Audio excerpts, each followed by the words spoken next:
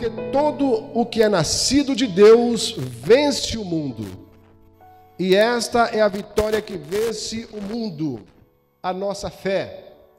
Quem é o que vence o mundo, senão aquele que crê ser Jesus, o Filho de Deus?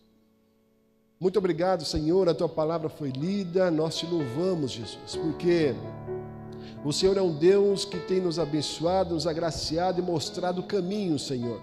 O caminho a seguir, meu Pai, para vencermos a todas as dificuldades, vencermos o mundo e sermos vitoriosos diante da Tua presença. Eu quero pedir nesse momento que eu desapareça, que o Senhor cresça e eu diminua, e que a Tua palavra, meu Pai, possa chegar como bálsamo aos corações dos Teus filhos nessa noite. Eu te peço isso em nome de Jesus. Amém e amém, Senhor. Pode se assentar.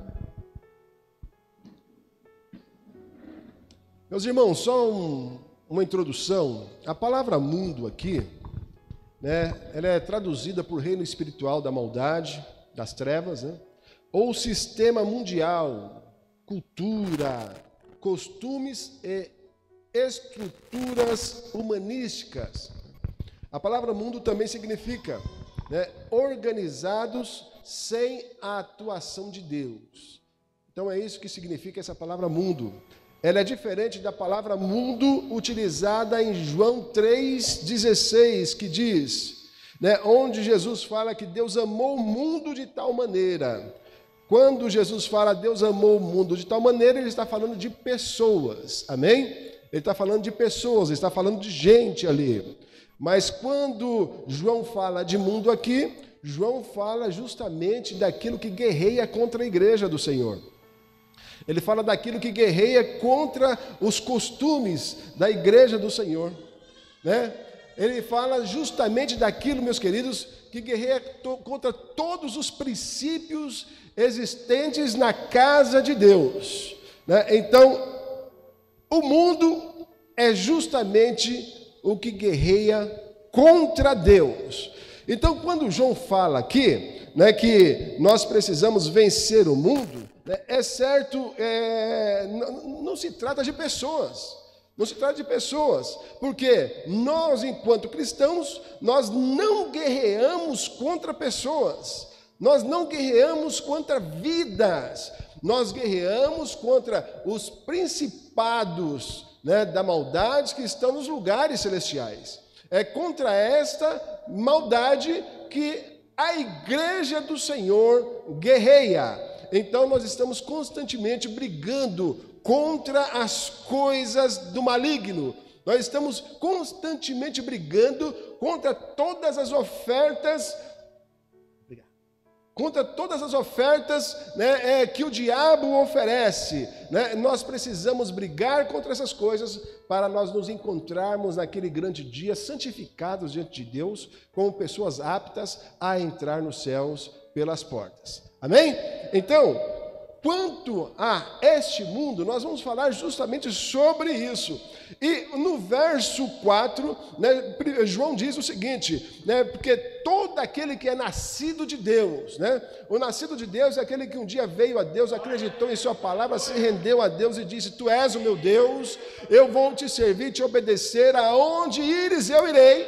Esses são os nascidos de Deus, Então diz que todo que é nascido de Deus vence essas coisas. Então não dá para acreditar, meus queridos, que quando nós conhecemos a Deus, conhecemos o seu poder, conhecemos a tua graça, conhecemos os teus milagres, conhecemos o que Ele pode fazer, que nós vamos voltar atrás e aceitar a todas as ofertas que o mundo nos oferece, porque constantemente estão nos oferecendo. Mas quando nós somos nascidos, nós refutamos, nós vencemos, porque o nascido de Deus é aquele que conhece a Deus de perto, é aquele que tem intimidade com Deus, é aquele que anda com Deus, é aquele que busca Deus, que depende de Deus, que confia em Deus, que em todo momento ele está aos pés do Senhor, dizendo, eis-me aqui, Senhor, quero ser usado por Ti. Então, o nascido de Deus tem facilidade para essas coisas. Aquele que não é nascido de Deus, logo cai e é vencido pelo mundo. Então, meus queridos, aquela coisa, né? Quando a gente vê, né, um cristão muito fácil, né, de sair da presença de Deus, ele vem, sai, parece que não se firma, porque essa pessoa ainda não conheceu esse novo nascimento. Não é verdade? Nicodemos, ele chegou diante de Deus, meus queridos, indagando, admirando a Deus, e Deus, ele olha para Nicodemos e diz: não, Nicodemos, é necessário nascer de novo. Se não nascer de novo, você não pode conhecer o reino, você não pode ter intimidade comigo, intimidade com Deus. Não, né? Ele olhou para aquele homem que era mestre na lei e diz: você precisa nascer de novo. Então esse novo nascimento, meus queridos, é que nos fortalece, nos faz permanecer de pé, para então sermos vencedores em sua presença. É certo que quando nós nos tornamos amigos de Deus, nos tornamos inimigos do mundo. Tiago nos diz o seguinte: olha, adúlteros, vocês não sabem que a amizade com o mundo é inimizade com Deus? Quem quer ser amigo do mundo, faz-se inimigo de Deus. Tiago 4:4. Logo então, o amigo de Deus, ele é inimigo do mundo. Mundo que não se trata de pessoas, mas mundo que se trata de todas as ofertas que chegam às nossas portas, chegam aos nossos olhos, nos fazendo balançar diante do Senhor. Lembre-se, nascido de novo, todo aquele que é nascido de Deus, vence a todas as ofertas do diabo. Se nós temos facilidade de aceitar as ofertas do diabo, é porque nós precisamos rever o nosso nascimento. Se nós não somos inimigos do mundo, nós precisamos rever o nosso nascimento diante de Deus. Nós precisamos rever. Não é verdade? Olha, um grande exemplo aqui, né? O salmista, no capítulo 1, ele diz o seguinte, que todo aquele que o homem nascido de novo, né, aquele que realmente está na presença de Deus, ele não se detém na roda dos escarnecedores. Ele não consegue ficar na roda dos escarnecedores, porque o novo nascido, né, aquele que é nascido de novo diante de Deus, quando ele está na roda dos escarnecedores, o que ele faz? Os seus ouvidos, meus queridos, realmente se entristece, o seu coração se entristece, porque as coisas que ali são proferidas não agradam a Deus e não lhe trazem também nada que possa fazê-lo crescer diante do Senhor, não traz nada de bom. Então, nascido de novo, vence o mundo. E aí ele diz o seguinte, que existe uma ferramenta que nos faz nascer de novo, que é a nossa fé. O mundo aqui, então, não se trata de pessoas, mas quando nós, então, batalhamos contra esse sistema, nós nos fortalecemos. Por quê? Porque nós somos pessoas que obedecem a Deus. A igreja aqui estava na seguinte situação: servindo a Deus, mas também serviam aos prazeres do mundo. Então, queriam os milagres de Deus, a igreja queria os benefícios de Deus, mas também queria a alegria que o mundo lhe oferecia. E é certo que de uma fonte não pode sair dois tipos de água, a salgada e a doce. Ou sai salgada, ou sai doce, ou vai ser saloba. Não pode nascer as duas. Não é verdade? Então, seja, a igreja estava na situação: olha, eu vou para a igreja à noite, vou me encher da graça, mas quando chegar na segunda, eu vou falar alguns palavrõezinhos com meus amigos, eu vou entrar na roda dos escarnecedores, vou me divertir com ele, e a coisa anda por aí. Logo, então, a igreja estava mais ou menos desta forma, né? Mas, meus queridos, em um comparativo com a situação de Israel, né? Quando se desviava de Deus, Israel, quando se desviava de Deus, ele não deixava o culto a Deus de lado, o templo permanecia lá, a arca permanecia lá, mas eles, né, faziam a construção de outros templos para outros deuses, né? Eles levantavam altares para outros deuses, e assim então ficavam entre Deus e Baal, entre Deus e outros deuses. Então assim estava a igreja, amando a Deus, servindo a Deus, mas quando se tratava dos prazeres da carne, eles queriam também, e isso também não agradava ao nosso Deus. A esse respeito, João nos dá o seguinte conselho, em 1 João, no capítulo 2, 15 ao 17: não amem o mundo, nem o que nele há. Se alguém amar o mundo, o amor do Pai não está nele, pois tudo o que há no mundo, a cobiça da carne, a cobiça dos olhos e a ostentação dos bens, não provém do Pai, mas do mundo. O mundo e a sua cobiça passam, mas aquele que faz a vontade de Deus permanece para sempre. Aí a gente fica pensando, né? Vou desperdiçar minha juventude, vou me desperdiçar, né, o auge da minha vida, onde conquistei sucesso, onde eu tenho, né, o suficiente. Vou desperdiçar tudo isso porque eu não posso curtir tudo aquilo que o mundo me dá. Mas olha, Deus, ele tem muito mais a nos dar do que o mundo possa nos dar. Porque as coisas desse mundo passam e pode levar qualquer ser humano à condenação.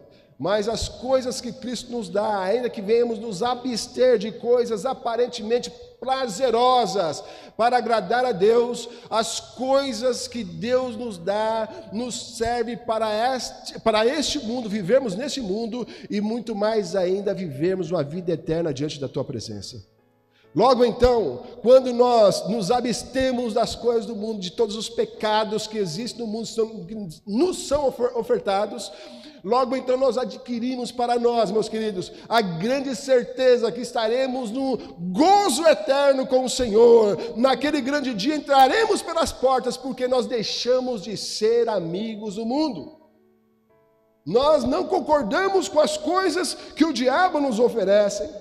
Nós não pecamos contra Deus, porque nós somos nascidos de novo.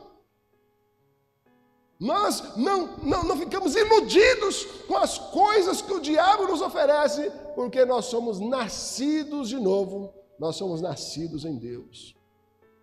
Nós vivemos no mundo, no meio do pecado, mas nós pertencemos a Deus, nós pertencemos ao Senhor. Nós somos noiva, e nós temos um grande noivo que tem ciúmes da sua igreja. Tiago, no capítulo 4, no versículo 5, ele diz: ou vocês acham que é sem razão que a Escritura diz que o Espírito que Ele fez habitar em nós tem fortes ciúmes? Logo então, amigo do mundo, inimigo de Deus. Amigo de Deus, inimigo do mundo. Não existe uma via de mão dupla nessa situação. Eu sou amigo de Deus, mas sou amigo do mundo, né? Não existe. Ou é amigo de Deus, ou é amigo do mundo. É o que Tiago disse, né?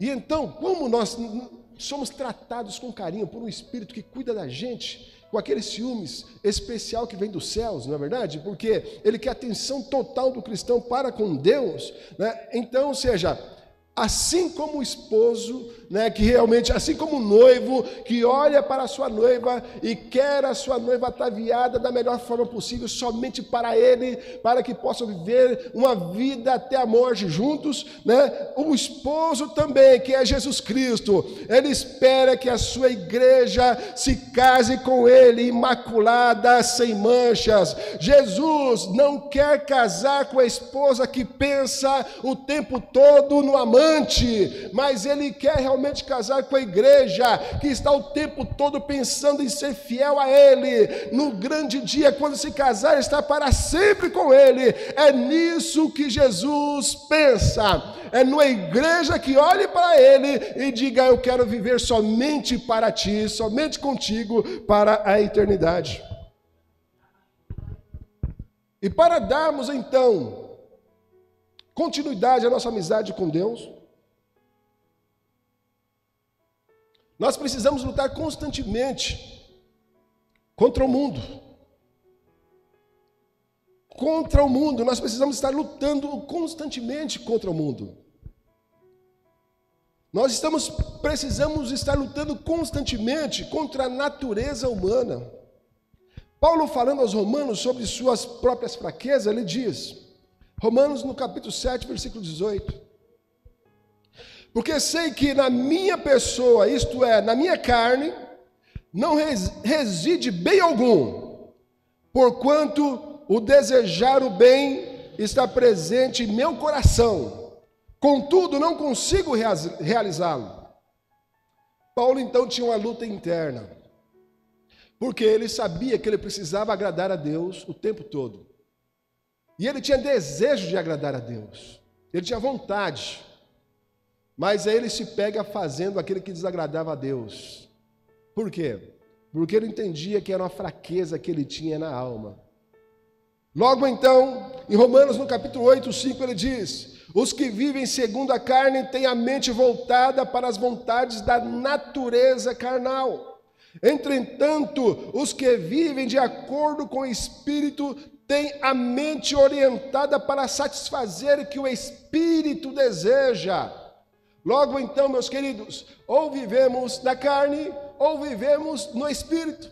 Quando nós vivemos no Espírito, nós temos todos os benefícios do alto, todos os benefícios de Deus para as nossas vidas. Nós somos cheios do Espírito Santo, nós somos cheios da Tua graça, nós temos o desejo da alma de conhecer um pouquinho mais de Deus, nós temos todos os milagres reservados para a gente, nós temos todas as bênçãos dos céus para sermos diferentes da sociedade, nós temos toda a facilidade de servir a Deus, obedecer a Sua palavra, porque o Espírito Santo nos concede estas coisas.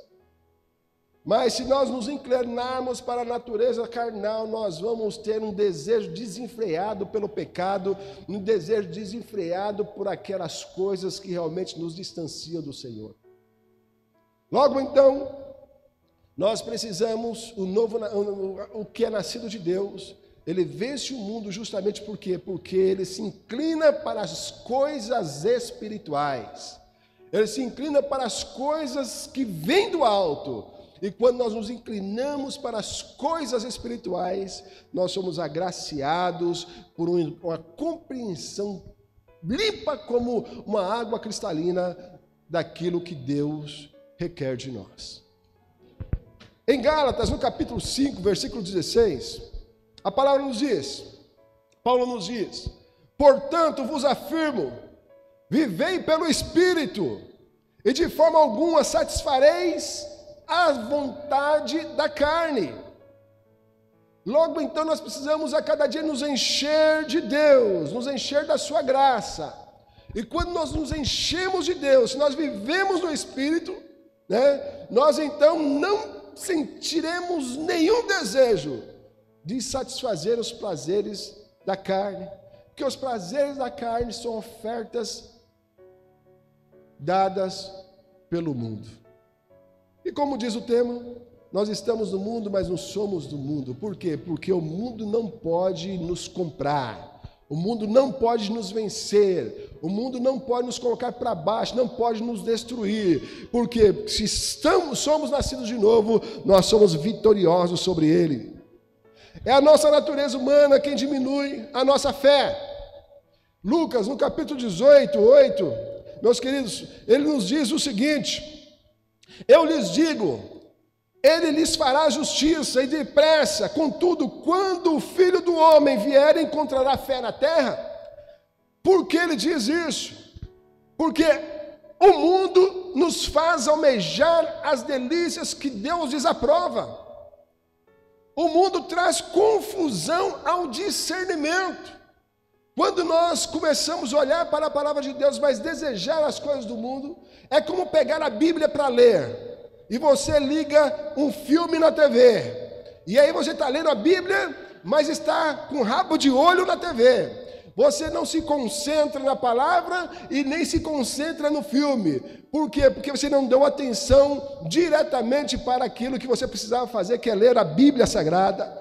Logo então, meus queridos, o mundo nos traz confusão de discernimento, Logo então, nós passamos a olhar para as coisas do mundo, a almejá-la, sem compreender ao pé da letra que Deus desaprova aquela situação. O mundo mina nosso compromisso com Deus e com a sua palavra. O mundo também enfraquece a nossa intimidade com Deus. Quando nós começamos a dar atenção para o mundo, então nós temos a nossa intimidade com Deus enfraquecida. Jesus fala aos discípulos nesse tom, justamente por saber da ânsia do coração do homem. O coração do homem almeja também as coisas deste mundo. Mas o coração do homem cheio da graça de Deus, o coração do homem nascido de novo,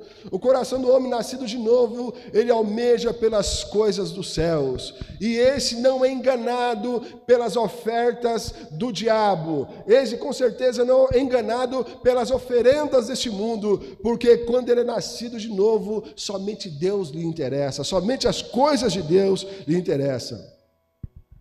E para vencermos o mundo, primeiro, nós precisamos reconhecer a nossa vulnerabilidade.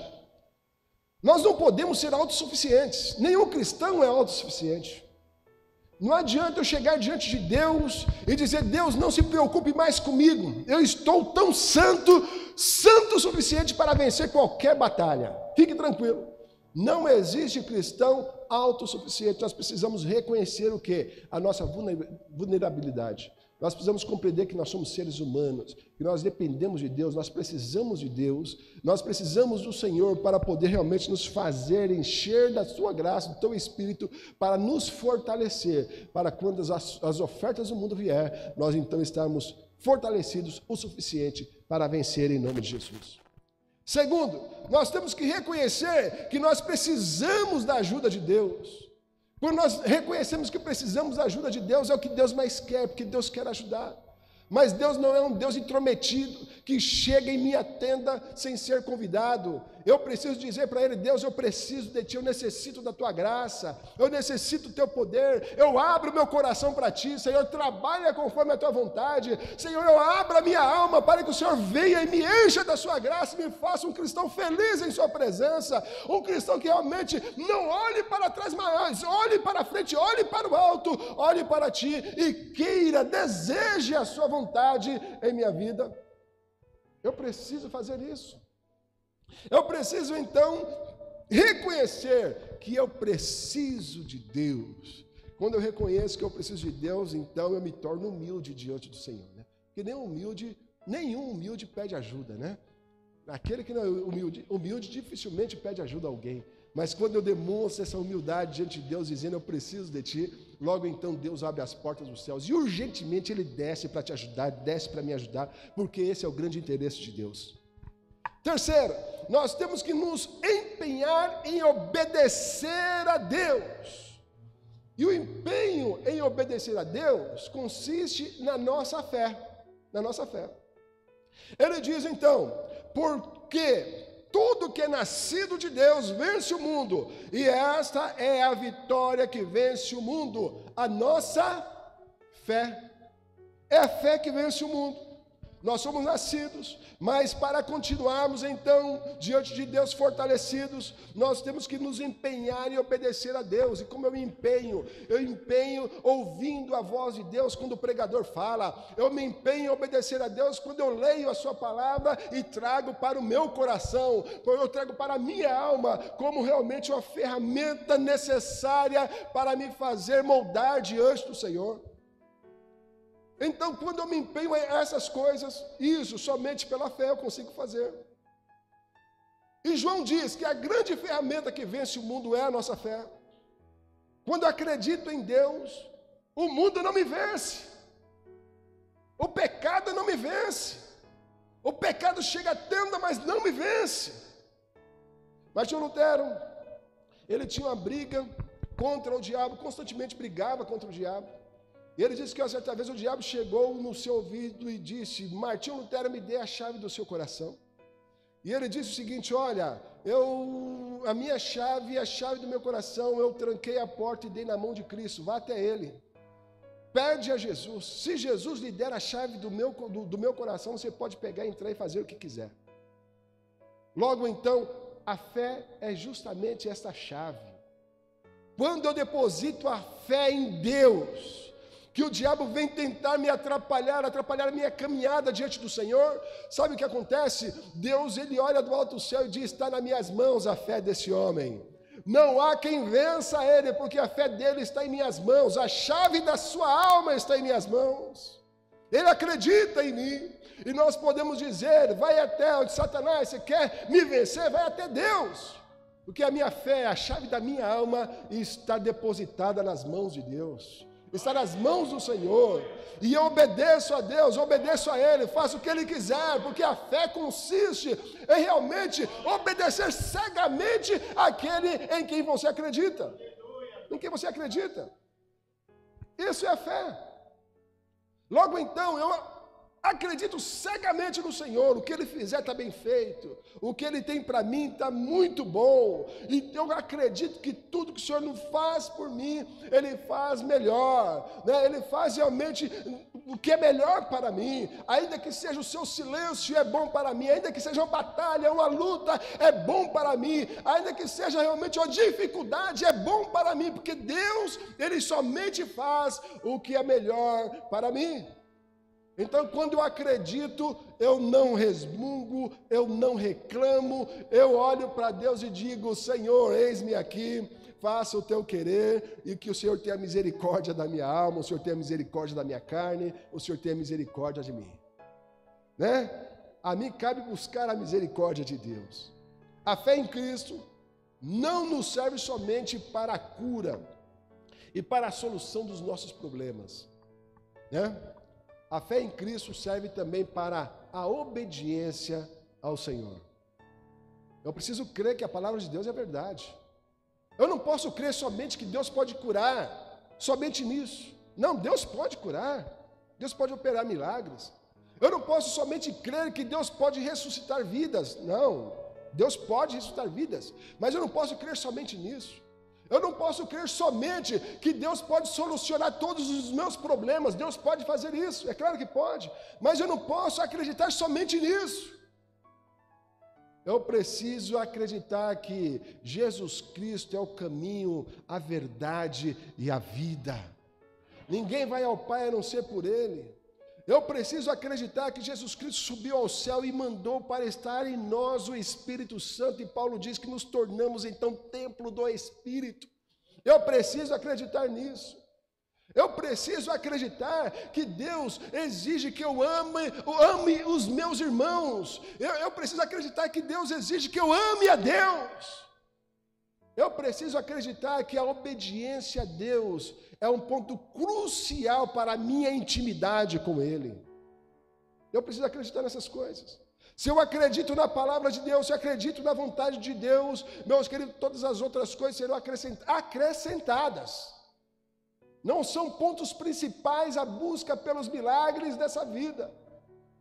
Diz, meus queridos, que os milagres, as bênçãos do Senhor alcançariam ao que crê. Quando diz alcança, os milagres, eles vêm atrás da gente, vêm correndo atrás da gente. Nós vamos obedecendo a Deus e os milagres vêm correndo atrás de nós. Nós vamos obedecer à vontade de Deus e a cura vem atrás. Vem tudo de brinde, não é verdade? Vem como um brinde atrás da gente. Nós vamos obedecendo a Deus e as portas do trabalho, as portas do que eu necessito vão sendo abertas. Vão sendo abertas. Porque tudo isso vai nos alcançar. Tudo isso vai nos alcançar. Mas a fé em Deus, a fé na sua palavra, a obediência à sua vontade tem que ser o foco principal das nossas vidas. Porque são essas coisas que vencem o mundo. São essas coisas que deixam claro para qualquer coisa do mundo, para o diabo, que nós não pertencemos a esse lugar. São essas coisas. São essas coisas. Precisamos alimentar a fé pela palavra. Essa não se trata de uma fé popular. Na verdade, a fé na palavra não se trata de uma fé popular. Não é? Porque nós temos fé, meus queridos, naquilo que nós vemos. E é muito simples, né? Nós acreditarmos naquilo que nós vemos. Não é verdade? Eu vou comprar um carro, eu tenho dinheiro no banco. Eu tenho fé que eu vou comprar o carro dos meus sonhos porque eu tenho dinheiro no banco. É muito fácil, é muito simples. Né? Mas olha, a fé, né, na palavra não é a fé popular. Paulo nos diz em Romanos, no capítulo 10, versículo 17, Consequentemente, a fé vem por ouvir a mensagem, e a mensagem é ouvida mediante a palavra de Cristo. Então, o verbo vivo é que realmente trabalha a nossa fé para acreditarmos no impossível, acreditarmos naquilo que nós não enxergamos a olho nu, acreditarmos que Deus existe, que Deus é fiel àqueles que realmente o servem com fidelidade. Nós temos fé em acreditar que Jesus Cristo desceu, morreu na cruz do Calvário, Ele comprou a nossa dívida com o diabo, Ele nos trouxe para si todos os nossos pecados, e um dia nos limpou e nos deu a salvação, lavrada por Ele, lavrada com sangue, Ele nos concedeu a salvação. Nós precisamos acreditar piamente nessas coisas, e quando nós começamos a focar nessas coisas, sabe o que acontece? Tudo começa a ser secundário, inclusive os prazeres carnais. E aí então nós vamos vencendo o mundo. Romanos no capítulo 10, versículo 22 nos diz: sendo assim, aproximemo-nos de Deus com um coração sincero e com plena convicção de fé, tendo os corações aspergidos para nos purificar de uma consciência culpada e tendo os nossos corpos lavados na água pura. A fé é o ponto central para essas coisas. Nós precisamos acreditar. A fé pode ser acrescentada a cada dia. Se você se achar um cristão com pouca fé, se você se achar um cristão realmente com a fé pequena, de repente, olha, eu não tenho fé suficiente, eu admiro aquele homem de Deus, aquela mulher de Deus que acredita em Deus piamente, o que Deus fala, ela obedece, eu não consigo ser assim. Meus queridos, a Bíblia nos diz que a fé ela pode ser acrescentada a cada dia, né? A cada dia pode ser acrescentada. 2 Coríntios, no capítulo 10, na parte B do versículo 15, Paulo ele fala o seguinte para a igreja de Corinto: nossa esperança é que, à medida que for crescendo a fé, ou seja, porque existe a possibilidade, quando Paulo diz que à medida que for crescendo a fé que vocês têm, eles tinham a fé que estava estagnada, e Paulo disse: isso aí vai crescer, isso vai aumentar. Mas lá atrás em Romanos nós lemos o seguinte, que a fé vem pelo ouvir e ouvir a palavra de Deus. Quando eu me debruço a ler a Bíblia, quando eu me debruço a ouvir a palavra que é pregada, quando eu me debruço a prestar atenção com todo o empenho no estudo da palavra de Deus que é pregado, a minha fé aumenta, a minha fé cresce, e eu vou me tornando um cristão melhor, eu vou me tornando um cristão mais agraciado pelo Senhor. É maravilhoso, né? A Bíblia, ela é maravilhosa, é para ser estudada, não é para ser carregada simplesmente, ser estudada. E quando nós nos debruçamos a estudar a Bíblia, a nossa fé aumenta, e nós vamos nos chegando um pouco mais perto de Deus. Deus está mais perto da gente, a gente vai começando a sentir aquela firmeza espiritual, né? Nós vamos nos tornando um cristão melhor, mais fortalecido, não é verdade? Olha, meus queridos, se dávamos problema na igreja para o pastor, paramos de dar problema para o pastor. Se nós dávamos problema para o diácono, nós paramos de dar problema para o diácono. Se nós dávamos problema para a liderança, nós paramos de dar problema para a liderança. Sabe, porque quando nós nos debruçamos a aumentar a nossa fé, meus queridos, nós queremos um pouco mais de Deus o tempo todo. Nós queremos um pouco mais de Deus o tempo todo. Nós queremos realmente conhecer um pouco melhor o nosso Deus. É assim. A fé pode ser acrescentada. Jesus, orientando seus discípulos a respeito do perdão, eles pedem para que a fé seja aumentada por causa da dificuldade de agir. Porque Jesus queria que eles perdoassem, que eles abrissem o seu coração, fossem maleáveis. Então os apóstolos, quando vê a mensagem de Cristo, percebem que é uma mensagem dura, pesada. Em Lucas capítulo 17, 5, eles olham para Jesus e pedem: Senhor, aumenta a nossa fé. Nós precisamos acreditar mais nisso. Minha fé pode ser acrescentada a cada dia. Eu só preciso me empenhar. Não é verdade? Eu preciso me empenhar. eu preciso me empenhar em ler um pouco mais a palavra, eu preciso me empenhar em ouvir um pouco mais a mensagem, eu preciso me empenhar em estar realmente inserido dentro do estudo da palavra. Eu preciso me empenhar um pouquinho mais. Quando eu me empenho, ela vai ser aumentada. Se um dia eu perdi a fé, ela vai ser restabelecida. Ela vai ser restabelecida. E nós vencemos as dificuldades que o mundo nos impõe se nós nos alimentarmos, então, da palavra de Deus. João faz a seguinte pergunta: quem é que vence o mundo? E ele mesmo responde: somente aquele que crê que Jesus é o Filho de Deus. Não se conforme com este mundo. Não se conforme com este mundo. Mas olha, cresça.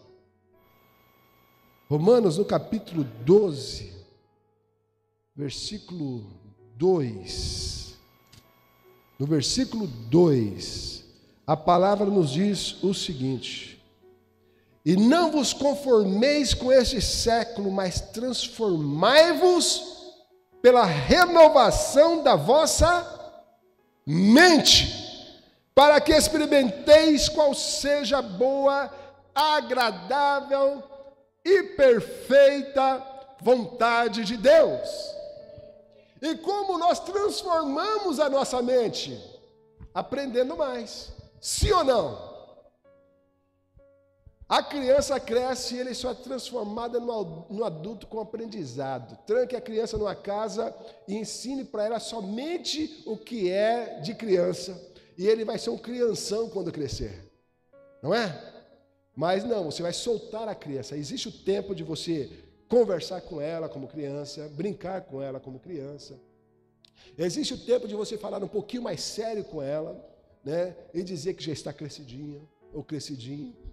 Existe a época de você soltar um pouco mais para que ganhe responsabilidade. Não é verdade? Existe todo um aprendizado. Assim é na presença de Deus. Quanto mais aprendemos, mais nos fortalecemos. Quanto mais aprendemos, mais transformamos a nossa mente, mais renovamos a nossa mente. Quanto mais aprendemos, mais nós vemos que Deus é infinito. Na sua misericórdia, no seu perdão, no seu poder, Ele é infinito. Nós não conseguimos realmente imaginar o tamanho de Deus. Nós não conseguimos, porque quanto mais aprendemos, nós vamos entendendo que Deus realmente é maior do que pensamos ou imaginamos. Deus é maior do que essas coisas. Deus é maior do que essas coisas. Mas nós só vamos aprender isso quando nós nos preocupamos com a renovação da nossa mente. Quando nós pensamos, então, nos transformar a renovação da nossa mente. Né? Senão, vamos estagnar. Hoje você termina uma faculdade, um exemplo básico. Você termina uma faculdade, né? Esses dias eu estava cobrando meu filho maior e dizendo: e aí, o que você vai fazer, filho? Parou de estudar? Não é possível, né? Precisa fazer alguma coisa. Por quê? Termina a faculdade hoje. Se você fizer na área de tecnologia, daqui a 2 anos, 3 anos, você já está defasado em muitas coisas. Porque na faculdade você aprendeu a base. Você tem que estar constantemente estudando para não se perder no meio do caminho. Porque senão você fica para trás. Vem outro e te atropela. É assim ou não é? Em qualquer ramo, em qualquer profissão, é assim. Se você não busca aprender um pouquinho mais, vai vir outro e vai te atropelar. Logo assim, o reino de Deus é a mesma coisa. Eu preciso conhecer um pouco mais de Deus. Deus, Ele quer se apresentar a mim. E Ele se apresenta a conta-gotas. Deus nunca se apresenta na sua totalidade. Mas Ele quer que a gente corra atrás disso. Olha, amanhã eu quero aprender um pouquinho mais de Deus. Eu quero um pouquinho mais de Deus para a minha vida. É assim que eu preciso fazer. Buscar esse conhecimento. Com certeza é o que Deus mais quer de nós. Se você pegar um texto como o que nós lemos aqui no capítulo 12, no versículo 2 de Romanos, vai vir um pregador hoje, vai pregar uma coisa, virá outro amanhã, trará uma outra interpretação, virá outro, porque é inesgotável um versículo bíblico. Imagine a Bíblia Sagrada, o que tem para nos dar, o que tem para abrir a nossa mente, o que tem de conhecimento em relação a Deus para nos trazer ao entendimento. Imagina! É assim que são as coisas de Deus. Eu não quero ficar para trás, eu quero conhecer um pouquinho mais o caminho dos céus. Eu quero estudar um pouquinho mais essa estrada que chega ao céu. Eu quero conhecer a cada espacinho dessa estrada que chega ao céu. E para isso eu vou estudar a Jesus Cristo, vou estudar a sua palavra, vou estudar a sua vontade. E vou fazer isso com muita vontade, com toda a força da minha alma, empregando toda a minha fé. Amém? A sua fé vence o mundo. Olha, veio a vontade de pecar, a sua fé é que vai vencer a vontade de pecar. Quando você lê a palavra, quando você está cheio da palavra, o pecado bateu a porta, você vai dizer, sai pecado. Aqui não, porque eu estou blindado pela palavra de Deus. A palavra de Deus me transformou. Meu coração não é mais o mesmo, né? Não adianta mais, meu coração não é mais o mesmo. E é assim que nós vamos trabalhar diante de Deus. É assim que nós vamos fazer. Então João faz essa pergunta. E ele responde: somente aquele que crê que Jesus é o Filho de Deus. Eu preciso ter fé para acreditar. A fé que vence o mundo é a fé pautada no verbo divino. A palavra de Deus, que é o propósito de Cristo. Logo então João nos diz que Cristo é o verbo. No princípio era o verbo era Deus, e o verbo se fez carne e habitou entre nós. Na verdade, então, esta palavra, nós precisamos depositar a nossa fé nela. E quando nós depositamos, esse mundo não nos interessa mais. Amém, irmãos? Essa vida de pecado não vai mais nos interessar, não. Nós estamos no mundo, mas nós não pertencemos ao mundo. Nós estamos nessa terra, mas nós somos peregrinos nela, né? O nosso lugar não é aqui. Por isso, então, nós precisamos munir de fé em Deus para vencermos a todas as barreiras. Olha, Hebreus, para encerrarmos então, Hebreus no capítulo 10, versículo 35 nos diz: por isso, não abram mão da confiança que vocês têm, ela será ricamente recompensada. Amém? Então você vai dizer, olha, não vou abrir mão da minha confiança, é um direito meu, Jesus comprou para mim, e diz a Bíblia que você será ricamente recompensado. Pensa no seguinte, igreja, pensa no seguinte, há muitos abençoados nesse mundo, não é? Abastados, cheios da, né? Alguns cheios do dinheiro, outros cheios de saúde, outros cheios de, né? Cada um dentro da sua área buscou a sua recompensa e conseguiu, né? Buscou o seu sucesso e conseguiu. Mas pense no seguinte, esse sucesso, ele está aqui e termina aqui. Agora Deus pode nos dar todas essas coisas, e com a recompensa. Quando Ele diz aqui a recompensa, né, que nós seremos ricamente recompensados, não está falando das coisas terrenas, não. Nós podemos viver todas essas coisas e ainda podemos adquirir os céus, entrar nos céus. Então, esta é a grande recompensa do crente. Amém? Então, viva como se você só lhe interessasse os céus. Viva como se só lhe interessa o reino de Deus. E as demais coisas vos serão acrescentadas e você será ricamente abençoado nessa terra também. Você não terá falta de nada, você será ricamente abençoado nessa terra também. Mas vença o mundo, porque é isso que Deus quer. Amém? Glórias a Deus. Eu gostaria de fazer uma oração com você. Eu gostaria que você abaixasse a cabeça e vamos fazer uma oração.